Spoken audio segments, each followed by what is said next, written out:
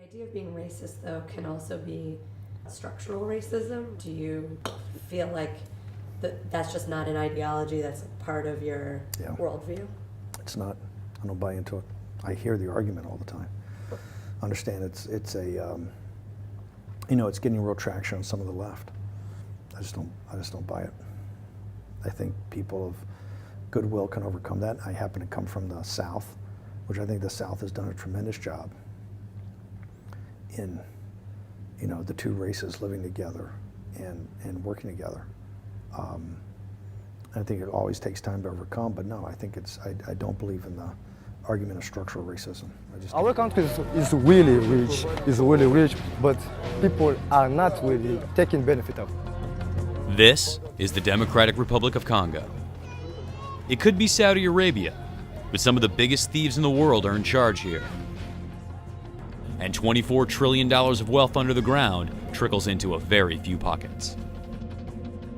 The ones that benefit more of these minerals is the authorities, as well as those who are supporting them. The Flou Congo is the local 5-star hotel. Every third world country has one. It's that place where foreigners come for a cocktail, a look at the lovely locals, and of course, a civil negotiation about the plunder of a nation.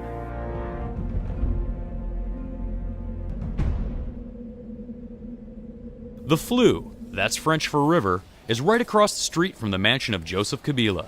He is the president, a legitimately elected kleptocratic boy king whose father toppled a 40-year dictator. Nous privilégierons la mise à contribution de nos ressources naturelles pour mobiliser les financements nécessaires à l'industrialisation. And boy does he make those natural resources available. But not to guys like Janique. We met him on the street and he offered to show us his Kinshasa. Nothing's going on in this country. At this time, we don't have power, so there's no way for you to do, work task at all, even to cook.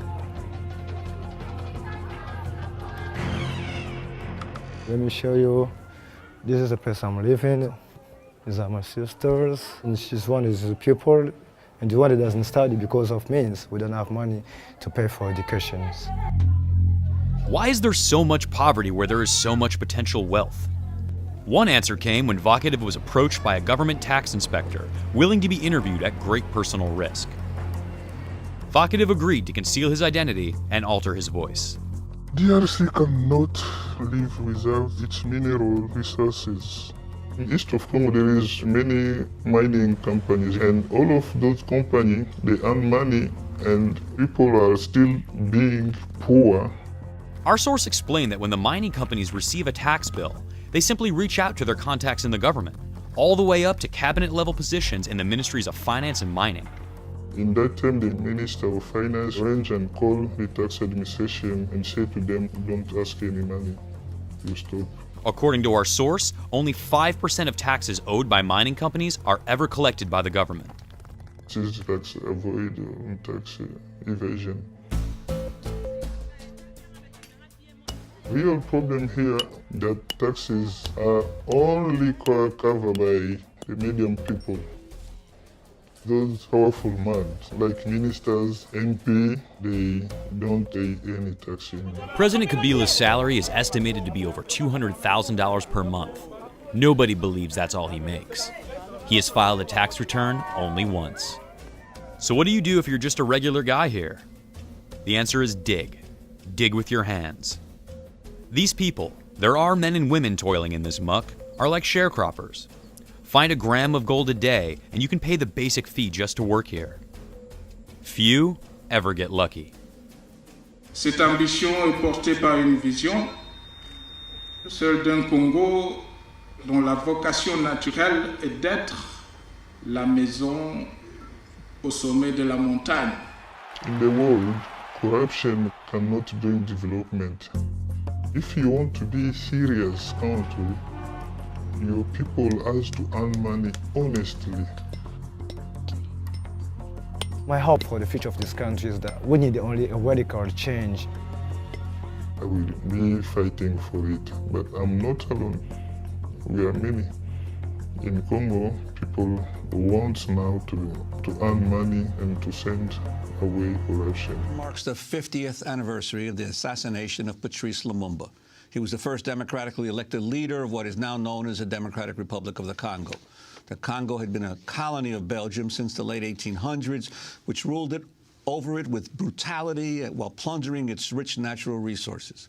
Patrice Lumumba rose as a leader of the Congo's independence movement, and in 1960 was elected as the first prime minister of the country. Lumumba's Pan-Africanism and his vision of a united Congo gained him many enemies. Both Belgium and the United States actively sought to have Lumumba overthrown or killed. The CIA ordered his assassination but could not complete the job. Instead, the United States and Belgium covertly funneled cash and aid to rival politicians who seized power and arrested President Lumumba. This is how it was reported in a Universal Studios newsreel in December of 1960. A new chapter begins in the dark and tragic history of the Congo with the return to Leopoldville of deposed Premier Lumumba, following his capture by crack commandos of strongman Colonel Mobutu. Taken to Mobutu's headquarters, past a jeering, threatening crowd, Lumumba, but promised the pro-red Lumumba a fair trial on charges of inciting the army to rebellion. Lumumba was removed to an army prison outside the capital as his supporters in Stanleyville seized control of Oriental province and threatened a return of disorder. Before that, Lumumba suffered more indignities, including being forced to eat a speech, which he restated his claim to be the Congo's rightful premier. Even in bonds, Lumumba remains a dangerous prisoner, storm center of savage loyalties and equally savage opposition. On January 17, 1961, after being beaten and tortured, the Congolese Prime Minister, Patrice Lumumba, was shot and killed.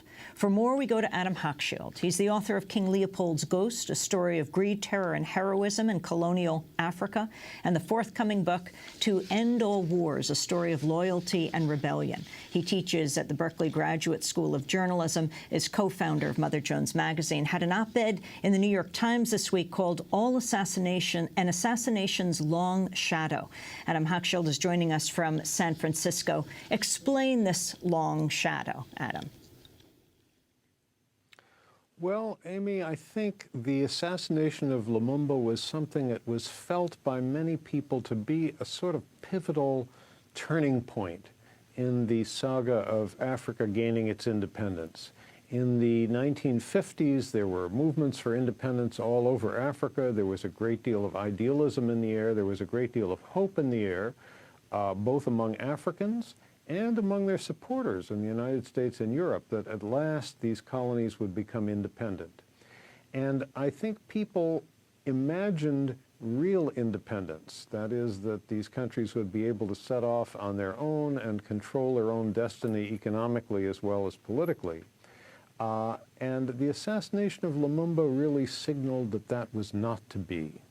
Because for Belgium, as for the other major European colonial powers like Britain and France, giving independence to an African colony was okay for them as long as it didn't disturb existing business arrangements, as long as the European country could continue to own the mines, the factories, the plantations. Well, okay, let them have their politics. But Lumumba spoke very loudly, very dramatically, saying Africa needs to be economically independent as well. And it was a fiery speech on this subject that he gave at the actual independence ceremonies, June 30th, 1960, where he was replying to an extremely arrogant speech by King Baudouin of Belgium. It was a speech he gave on this subject that I think really began the process that ended 2 months later with the CIA, with White House approval, decreeing that he should be assassinated. And, of course, for most Americans who were not perhaps as familiar with African colonialism, since that was basically a European project throughout the 19th century, the role of Belgium and the importance of the Congo as really the jewel of Africa in terms of its wealth and resources. How did the Congo suffer before Lumumba came to power? Well, the story really begins in the modern era in 1885, or 1884 to 85, when all the major countries of Europe, preceded by the United States, actually, we were the very first, recognized the Congo not as a Belgian colony, but as the private, personally owned colony of King Leopold II of Belgium. A very greedy, ambitious man who wanted a colony of his own. At that point, Belgium was not sure that it wanted a colony. Leopold ruled this place for 23 years, made an enormous fortune, estimated at over $1 billion in today's American dollars. Finally, in 1908, he was forced to give it up to become a Belgian colony, and then he died the following year. And the Belgians ran it for the next half century, extracting an enormous amount of wealth, initially in ivory and rubber, then in diamonds, gold, copper, timber, palm oil, all sorts of other minerals. And as with almost all the European colonies in Africa, this wealth flowed back to Europe. It benefited the Europeans much more than the Africans. And the hope that many people had when independence came all over Africa, for the most part, within a few years on either side of 1960, people had the hope that at last African countries would begin to control their own destiny, and they would be the ones who would reap the profits from the mines and the plantations and so on. Lumumba put that hope into words, and for that reason he was immediately considered a very dangerous figure by the United States and Belgium. The CIA issued this assassination order with White House approval, and as was said at the beginning, they couldn't get close enough to him to actually poison him, but they got money under the table to Congolese politicians who did see that he was assassinated. With Belgian help, it was a Belgian pilot who flew the plane to where he was killed, a Belgian officer who commanded the firing squad. And then the really disastrous thing that followed was this enthusiastic United States backing for the dictatorial regime of Mobutu, who seized total power a couple of years later and ran a 32-year dictatorship, enriched himself by about $4 billion, and really ran his country into the ground, was greeted by every American president, with the sole exception of Jimmy Carter, who was in office during those 32 years. And he left the country a wreck from which it has still not recovered. Adam Hochschild, I want to play a clip of the former CIA agent John Stockwell talking about the CIA's plans to assassinate the Prime Minister of the Congo, Patrice Lumumba. The CIA had developed a program to assassinate Lumumba under Devlin's encouragement and management. The program they developed, the operation didn't work. They didn't follow through on it. It was to give poison to Lumumba, and they couldn't find a setting in which to get the poison to him successfully in a way that it wouldn't appear to be a CIA operation. I mean, you couldn't invite him to a cocktail party and give him a drink and have him die a short time later, obviously. And so they gave up on it. They got cold feet. And instead, they handled it by the chief of station talking to Mobutu about the threat that Lumumba posed, and Mobutu going out and killing Lumumba, having his men kill Lumumba. What about the CIA's relationship with Mobutu? Were they paying him money? Yes, indeed. I was there in 1968 when the chief of station told the story about having been, the day before, that day, having gone to make a payment to Mobutu of cash, $25,000, and Mobutu saying, "Keep the money. I don't need it." And by then, of course, Mobutu's European bank account was so huge that $25,000 was nothing to him. That was former CIA agent John Stockwell talking. How did we get here? I found myself going to the legacy of slavery, the legacy of colonization. And when I started digging even further and asking myself the obvious questions that are right in our fingertips, that are somehow not being discussed. How on earth do you expect individual African countries to fight this game on the world stage as little bitty countries that we are? And why are we these little bitty countries that we are. With my own personal understanding of my history, I do know, coming from Southern Africa, I am from some very powerful kingdoms.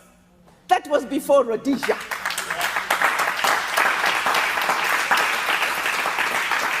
That was before South Africa.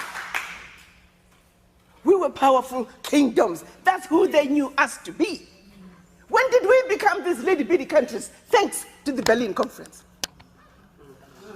You see, the colonizers had been coming to Africa for over 700 years, starting with 300 years of the Portuguese, followed by 400 years of the other colonizers.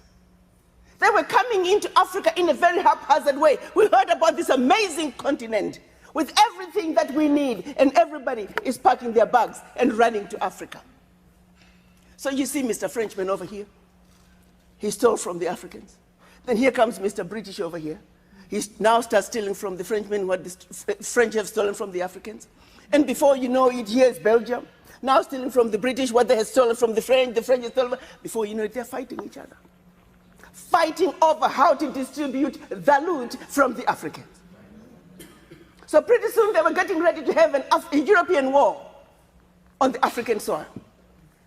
The then Chancellor of Germany, Bismarck, realizing they're getting ready to have a European war on the African soil, called his sidekick, who by then was having havoc in the Congo, King Leopold. He said, let's bring all colonizers together. Let's meet in Berlin, Germany. Let's organize ourselves so we can effectively loot from these monkeys. So it was in 1884, from November to 1885 in February, they met in Berlin, the colonizers, not to see to it that Africa prospered. They met in Berlin to organize themselves so they could effectively loot from the Africans. They also met for another reason. They also met to organize themselves so they can make sure that Africa and her children are forever defeated and dominated. I repeat, 135 years ago, they met to organize themselves to see to it that Africa and her children on the continent and abroad are forever defeated and dominated. 135 years later, 2019, nothing has changed. Berlin Conference gave us countries like Gambia, Djibouti, Burundi, Central African Republic, Togo, Lesotho, Eswatini. The list goes on. As a matter of fact, all African countries. And they did one more thing. They took all these little bitty countries. They had this great big old map of Africa across from them, strategizing. The more powerful the kingdoms were, the more they got along together, the more countries that came out of there, and the more languages that came out of there. Picture yourself driving from Zambia. You're speaking English. And pretty soon you are in Angola. You're speaking Portuguese. And pretty soon you are in DRC. You're speaking French. Pretty soon you are in Equatorial Guinea. You're speaking Spanish. Pretty soon you are in Cameroon. You're back English. Northern Cameroon, French. Pretty soon you are in Nigeria, English. Who does that? This was all by design to cause maximum destruction of a people. Give it a generation, the people who used to be one will not even know that they were related. History tells us that a husband and wife went to bed in Zambia. When they woke up, the wife was in Zambia and the husband was in Malawi. That's how arbitrary the divisions were. The divisions were done in Berlin, while the Africans were on the continent minding their own business. All to see to it that Africa and her children are forever defeated and dominated. These little bitty countries were given the same sovereignty. Hear me out now. These little bitty countries, Central Africa Republic, has the same sovereignty as China. Gabon, 1.5 million people, has the same sovereignty as China, as India, as the European Union. Even the Europeans realize, as France, as Britain, as Germany, they are not powerful enough. So they came together and became the European Union. But the little bitty African countries, you stay.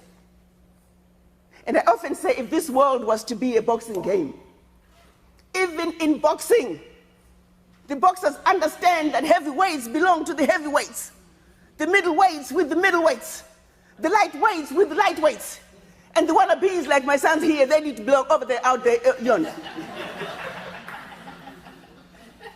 You don't take a wannabe boxer and throw them in with heavyweight boxer.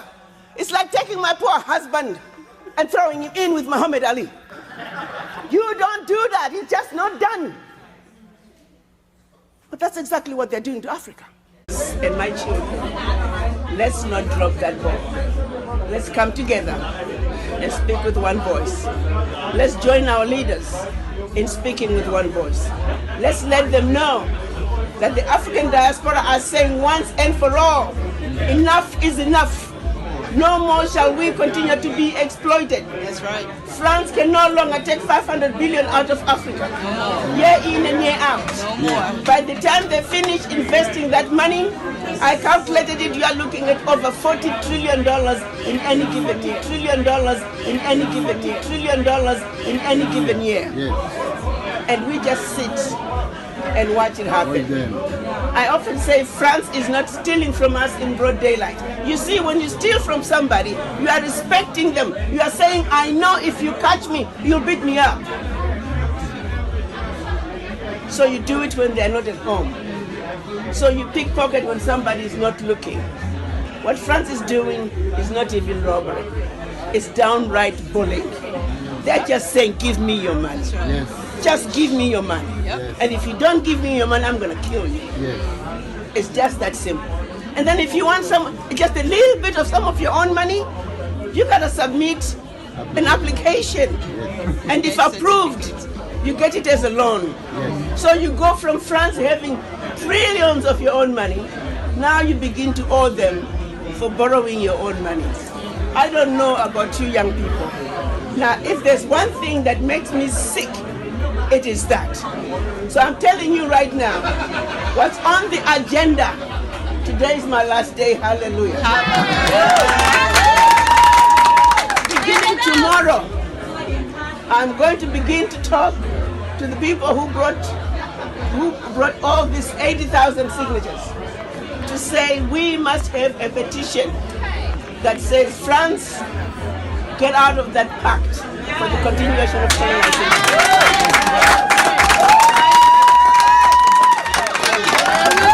France, we can no longer continue to just bully the Africans into giving you our money. Right at the beginning of this conversation about facts and figures on which we can all agree.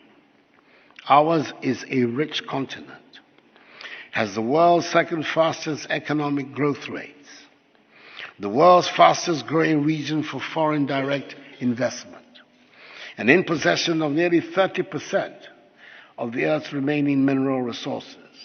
And yet, the masses of the African peoples remain poor. And in possession of nearly 30% of the Earth's remaining mineral resources. And yet, the masses of the African peoples remain poor. And in possession of nearly 30% of the Earth's remaining mineral resources. And yet, the masses of the African peoples remain poor. Let us look for a moment at a country right in the center of the continent, the Democratic Republic of Congo. Can there be, and is there a richer and better endowed country on this planet than the DRC? Every precious mineral that humankind has been known to hanker after is in the DRC. Every mineral required to run the wheels of modern industry is in the DRC. Why is the DRC currently supplying the largest number of people seeking refugee status that arrive in the United States of America? Why is the DRC listed among the poorest nations of the world? This is not right. We need to change the statistics. If we simply ground and sold the cocoa in paste form, instead of selling the cocoa beans, we double our earnings. In much the same way as we would double our earnings from gold if we sold it refined, then its raw state. We are determined to process these products. I do understand that there are nations who have built their industrial complex around the value chain of our raw commodities. It is time to transform that setup. It is time we were responsible for processing our own resources. It is time that we in Africa manage our resources well to generate wealth for our population.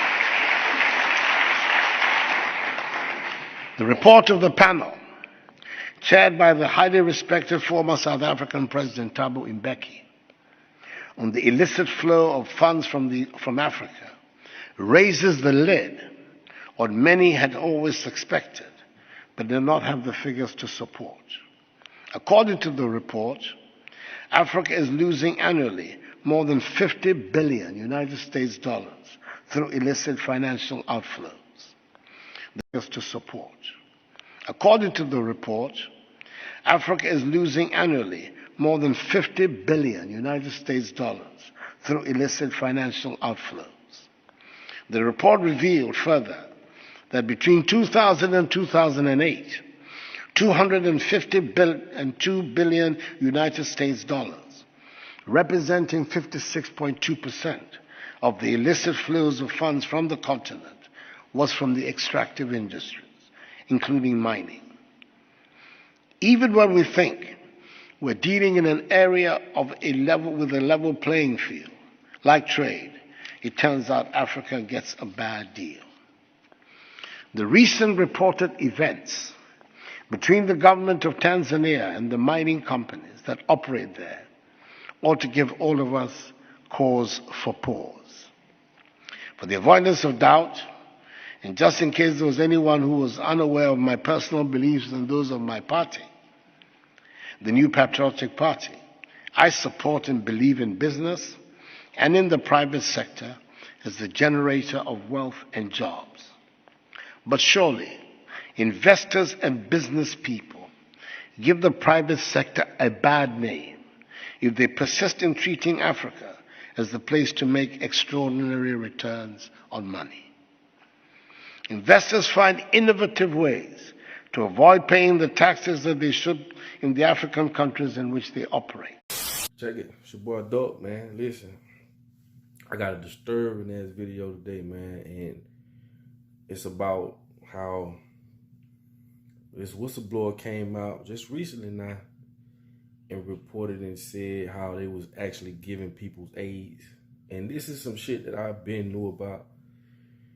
Like I tell people, be aware of that red bus that pull up in the hood. They want you to donate blood and your plasma and all this for money. You gotta be careful of people who claim to want to help you. Those are the same people that got you in the situation you in today. But this video here is like you got to feel sorry for the people that was actually infected with AIDS. Like, it's sad, bro.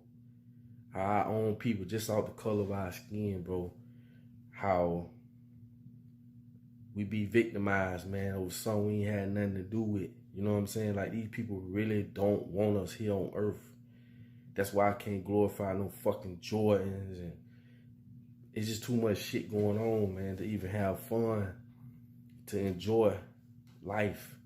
And it's sad that these folks come in the name of help and actually was telling them that they was helping them get well, and was actually injecting them with AIDS. Check this out. But why are you taking that risk, may I ask? I think it's about time that we need closure. I need personal closure.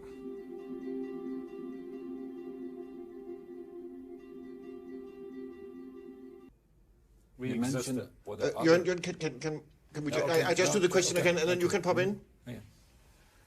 You mentioned actively spreading AIDS. There was a unit in from Simar that one of the things was that we went into African countries. And how was that done exactly? Through inoculation. Through vaccines? Yeah, through vaccines. Now you see why I say stay away from vaccines. Walgreens and CVS want to give you 25% off, sometimes 50% off a product just to come get a vaccine shot. Why? Now look at this. These people was tricked and they wasn't given vaccines. They was given HIV, AIDS. Pretending to inoculate people and that type of thing. The idea being to kill black people? Yeah, to eradicate black people. You must understand the concept was that AIDS was a killer. It was incurable at that point in time.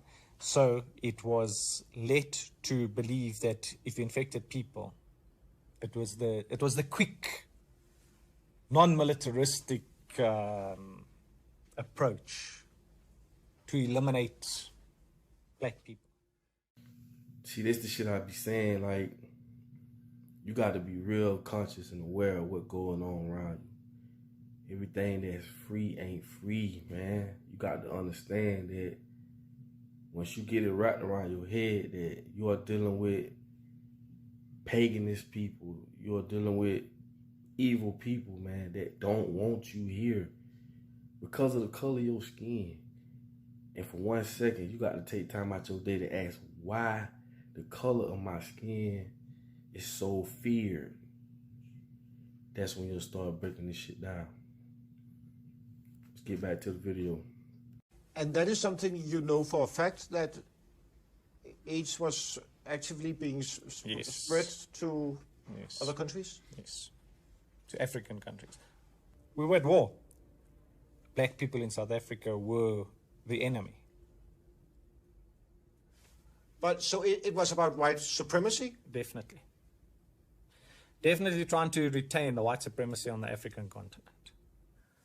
And furthermore, he tells us that the purpose of Maxwell's clinics in and around Johannesburg was to infect black people with HIV. He had the one in Tokoze, he had the one in Alex. Yes. If I'm not mistaken, it was on the West Strand. So, and these were research facilities for them to inject people with a solution to see that they prevented AIDS in it. In the meantime, they were injecting people with AIDS. And he was only working on black people in these clinics? Yes, yeah. For almost nothing? Yeah, but that's what I'm saying. So you know what, I mean, what easier way to get a big guinea pig that you live in the apartheid system, black people have got no rights, they need medical treatment. There's a white philanthropist coming in and say, you know what, I'll open up these clinics and I will treat you, I will do this, and meantime, you actually the wolf in sheep's clothing. That's gruesome.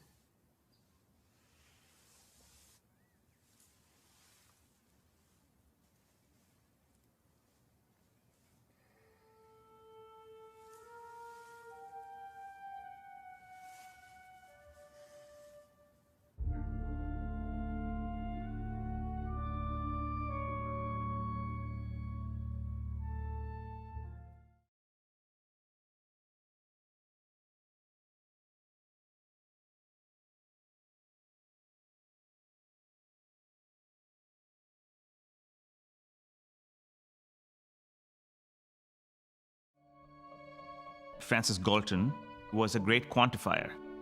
He liked to quantify height, hair color, you know, what is the chest size of an average man, what is the thigh length of an average man, even things like intelligence.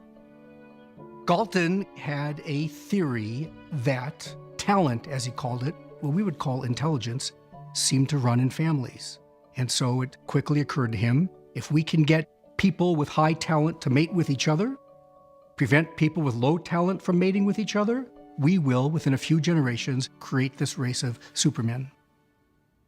Francis Galton was borrowing ideas and kind of riffing off of the work of his half-cousin, Charles Darwin.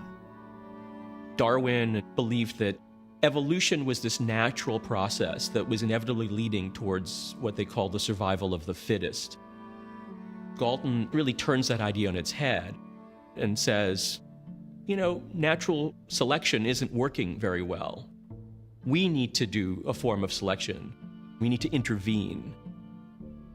To name the effort, Galton had coined the term eugenics, a hybrid derived from two Greek words, meaning well and born. In my lifetime, we have seen global wildlife populations decline by over half. Africa's rapidly growing human population is predicted to more than double by 2050, a staggering increase of 3.5 million more people per month. Urbanization, infrastructure, development, cultivation, all good things in themselves. But they will have a terrible impact unless we begin to plan and to take measures now. Oh, well, there have been cases, and I've read reports about like the vaccines that are given to, like, for instance, pregnant women, they're making them sterile. But that's by design. Yeah. Yeah. And because honestly, fine, I come from, you know, I have a healthcare background, but I'm not, as a woman, if I get pregnant and I have, like really expecting a child, I'm not going to take those. And let me ask you a question about these vaccines. Who's giving the vaccines? International aid organization. Okay, so you mean white groups? Yeah, they're like donations, you know. Donations. Let me ask you a question.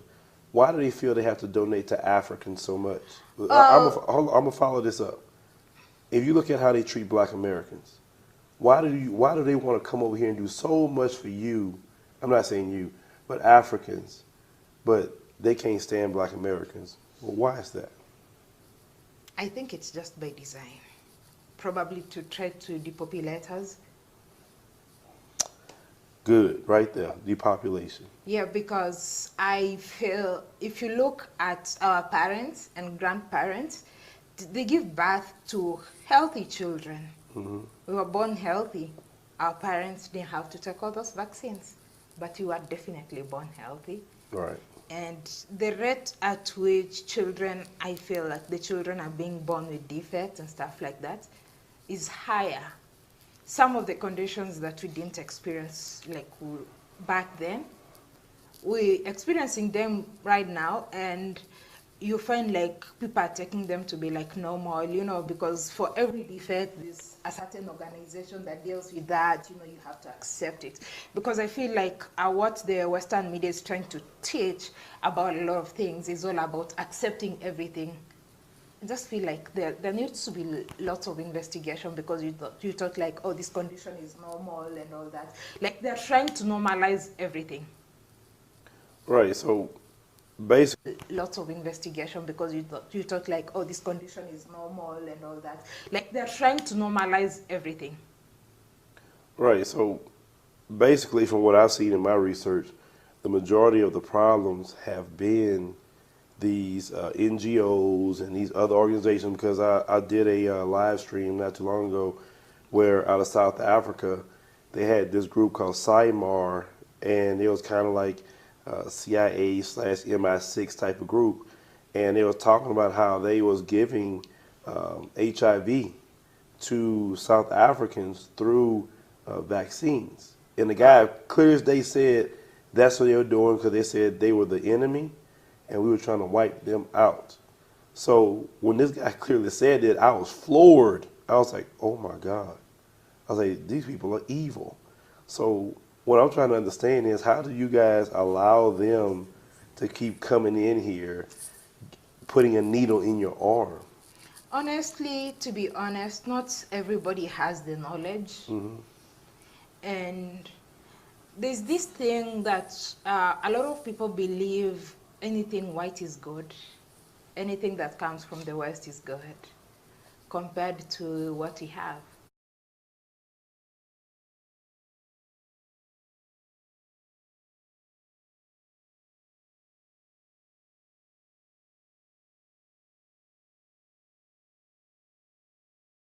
By the end of the century, almost half the young people in the world will be in sub-Saharan Africa. From 2020 to 2100, the rest of the world goes from 506 million kids under 5 down to 357 million. So that is quite a decline. Whereas sub-Saharan Africa starts at 173 million and climbs to 293 million. In North America, the median age is now 35 and going up. Today in Africa, the median age is 18. These young people can be a huge asset. If they're healthy and educated, they drive economic growth, they drive innovation. So it's a challenge to the world to take advantage of investing in youth, improving their health and education really pays off. And African countries are shining the spotlight on the importance of vaccination by celebrating African Vaccination Week. The annual event runs from April 24th to April 30th. The theme this year is Vaccines Protect Everyone, Get Vaccinated. Africa 54's health correspondent Lino Mudu spoke to Dr. Ayo Ajayi. He's the director of the Africa team at the Bill and Melinda Gates Foundation. She asked him about the significance of African Vaccination Week.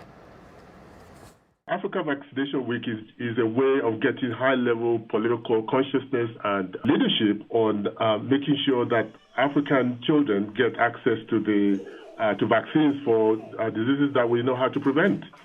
It's a way of reminding Africans that we're not there yet, that we need to do more to make sure that we vaccinate our children, to make sure that we enable them to survive diseases that we already are able to prevent.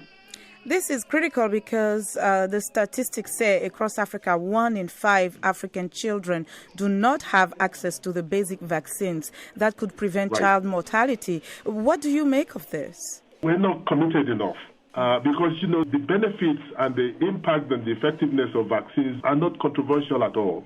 What's even more incredible is the fact that as a preventive measure, it's the most cost-efficient investment that any government can make. Because $1 that you invest in childhood vaccinations returns $44 in economic and social benefits. I mean, that's compelling. So tell us, what are some of the barriers to vaccination on the continent? We talked a little bit about the political commitment and the leadership. Then we'll have to talk about the funding. In many of these countries, the governments, they're not able to afford it completely. That's the role that Gavi was set up to fill. Some countries are going to be starting to graduate from Gavi. For those, it's particularly important to make sure that the domestic resources are available to fill the gap that's going to be left. So you've got funding, you've got political commitment, you've got the health systems in the country. You can only go so far as to the weakest link in the health systems. And in many countries, the health systems are quite fragmented and not as effective as they should be, which is why, we still have to resort to campaigns in some instances. Do you see a shift in leaders' behavior in terms of how much they see the importance of vaccination? But the consciousness is there already. I think you remember that a year ago, here in Addis, they got together to make pronouncements during the vaccination week when they promised to support universal access to immunization through what is now called the Addis Ababa Declaration. The energy and the effort to get to this kind of a declaration is important. But what's more important is what happens after that. And I think that's where more political will is important. You talked about the Addis Declaration on Immunization, and it includes 10 commitments and 4 calls to action. And it was endorsed by head of states on 31st of January this year. Where do we go from here? The population have demand some of these services and bring their leadership to account. This has got to be a push and pull. The governments are committed, the political leadership are committed, but there's a lot of competing demands on their resources. And if no one is watching, they will skip this one too. And that happens from time to time. What we would need really is a ground movement that really, in each country, that pulls, that makes sure that this is in every budget. Their vaccine coverage programs is fully funded, and that whatever assistance they need in strengthening the systems for delivery to reach the most excluded people is also put into place. Let me have your final thoughts in terms of how you foresee the future to have a great impact in the work that you do with the Bill and Melinda Gates Foundation. I think the importance of this week of vaccination is, for me, is twofold. One is simply that for the diseases that we have prevention for, we should embrace them fully. There are new diseases that are emerging that we don't even yet know which way they're going to go. The stronger our health systems, the better coverage we have for vaccines that we have today, the easier it will be for us to address coming tragedies. And there will be some. We expect them. It's not a matter of if, it's a matter of when. And so we feel that the importance of building a very robust primary system in the country that's able to deliver vaccines to even the hardest to reach corners is essential for what we're going to be facing going forward. But I'm very optimistic that we've made a huge progress. A lot of the basic principles are known. We know how to do it. We know how to start to mobilize the political will and the commitment to it. We've figured out some architecture to provide funding for the countries that are hard-pressed to provide coverage. We have to continue to do these things. The future is uncertain, but we do know that we're starting to see so many different and new emerging diseases. We need to be much more effective with the ones that we know. Continue to do these things.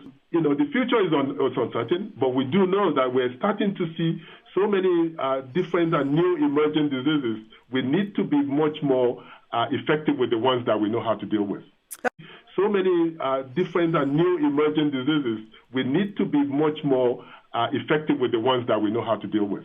Doctor, so many different and new emerging diseases. We need to be much more effective with the ones that we know how to deal with. So many different and new emerging diseases. We need to be much more effective with the ones that we know how to deal with. Dr. Ayo Ajayi, thank you so much for joining us today. Welcome back. Microsoft co-founder Bill Gates was just named one of the 8 men who combined possess more wealth than half the world's population. Last week, I sat down with him for a wide-ranging interview. We talked Donald Trump, the responsibilities of social media companies. But first, Gates told me about his Gates Foundation new global initiative to prevent epidemics. A number of countries and foundations are coming together to look at making vaccines in advance of an epidemic so that we can have platforms that are very quick to make new vaccines. And so we're far more ready than we were when the Ebola epidemic hit. And so that's a big contribution. It's a response to the fact that the vaccine didn't get done for Ebola until after the epidemic was gone. Yeah, and when we think about Ebola or even the Zika virus, that, of course, was a huge surprise, we learned that preparedness was really so critical as it relates to stopping the spread. How will this program stop that and help in terms of the preparedness? Talk to us about what this is in terms of a public-private partnership. How is it going to be put together? What's being announced is $460 million that'll be given out in grants for specific pathogens that there's concern about. But the focus will be on using an approach that even if it's a new disease, we could make a vaccine more rapidly. So the good news is that science has these RNA, DNA type vaccines that you might literally in a period of months be able to create something new instead of the many years that it takes now. Let me ask you about the new day that we're in. What are you expecting from the Trump administration in terms of its impact on the economy, in terms of its impact on global health? Well, I don't have a crystal ball. Obviously, we've got new people, the opportunity to talk about U.S. leadership, what's gone on where the U.S. supported the Global Fund, it supported the Gavi Fund for vaccines, how we continue that type of outreach and how it helps our security, that we're helping those countries both be healthy and be stable. There'll be some great conversations and, hopefully some ideas about new investments that can be made here. Look, here we are on the eve of the inauguration, Bill, and we're looking at a completely new approach to so many of the most important issues that the world faces. We've got business people coming in, running government agencies. What do you think? Is this going to work? The U.S. government plays a super important role in the world. It's been a great partner of ours in the foundation work. The Bush administration was a very good partner. That's where Global Fund got started. The Obama administration carried it forward and stepped up during Ebola. So, you know, we're excited to reach out and see what this next chapter can look like. You know, our commitment to global health is going to stay steady, you know, for the rest of our lives. Let's go to a couple questions that we've actually received since we started the webcast. The first is on population growth, and the question is, one of our most pressing issues is population growth. How do you expect this to be addressed? Well, the population growth issue at the global level is not that daunting. That is, the population percentage-wise is growing slower today than in the past, and so it will actually peak out. The problem is that the population is growing the fastest where people are less able to deal with it. So it's in the very poorest places that you're going to have a tripling in population by 2050. And so their ability to feed, educate, provide jobs, stability, protect the environment in those locations mean you know, they're faced with an almost impossible problem. Northern Nigeria, Yemen, Chad. And so what we need to do is take this aid generosity and this innovation and go into those places, offer the women better tools where they want to space birthing or have a smaller family size, and improve health, because it's amazingly, as children survive, parents feel like they'll have enough kids to support them in their old age, and so they choose to have less children. Niger right now, it's still 7 children per family, whereas in the richer countries, you're often at a stable point of which is 2.1 or even less. And so it's really an acute problem in a certain number of places, and we've got to make sure that we help out with the tools now so that they don't have an impossible situation later. And we've got to make sure that we help out with the tools now so that they don't have an impossible situation later. And we've got to make sure that we help out with the tools now so that they don't have an impossible situation later.